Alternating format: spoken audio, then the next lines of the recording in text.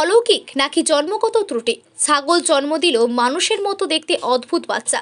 প্রকৃতি মাঝে মাঝে আমাদের এমন সব ঘটনার মুখোমুখি করে যা দেখে আমরা সত্যিই থমকে যেতে বাধ্য হই। সম্প্রতি এমনই এক অবিশ্বাস্য ও চাঞ্চল্যকর ঘটনা ঘটেছে মুর্শিদাবাদ জেলার হরিহরি পাড়ার চোয়া পাঠানপাড়া এলাকায়। একটি ছাগল দুটো বাচ্চা প্রসব করেছে, যা দেখতে অস্বাভাবিক। মুখমণ্ডল কিছুটা মানুষের মতো, গায়ে লোম নেই, স্বাভাবিকের তুলনায় আকারেও অনেক বড়। ভূমিষ্ঠ হওয়ার কিছুক্ষণ পরেই দুটো বাচ্চার মৃত্যু হয়। জানা যায় গত মঙ্গলবার সকালে মুজাফফরের পালিত একটি ছাগল দুটি বাচ্চা প্রসব করে, কিন্তু বাচ্চাটি দেখার পর উপস্থিত সবাই হতভম্ব হয়ে যায়।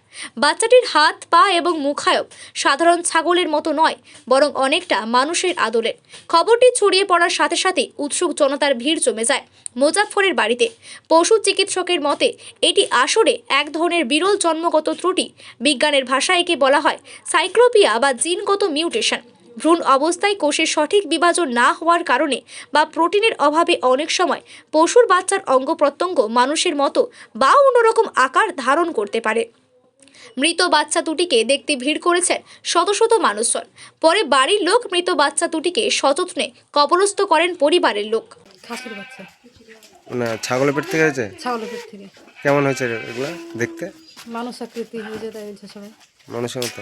হ্যাঁ অস্বাভাবিক কি লক্ষ্য মানে দেখা যাচ্ছে, মানে যেটা সাধারণত হয় না? হ্যাঁ, এরকমের বাচ্চা তো দেখা যায় না, না প্রথম। সাইজেও তো অনেক বড় হয়েছে দেখছি। হ্যাঁ, সাইজে 5 কেজির ওপর ওজন হবে, 10 কেজি হয়ে যাবে দুটোতে। আপনার যে ছাগলের বাচ্চাটা হয়েছে ওটা কত বড়? বড় বড় ধাড়ি না? না, প্রথম বাচ্চা। প্রথম বাচ্চা তাও এত বড়? হ্যাঁ, কখন হয়েছে? 11:30 12টা রাত্রি? দিয়ে মারা গেছে সঙ্গে সঙ্গে না?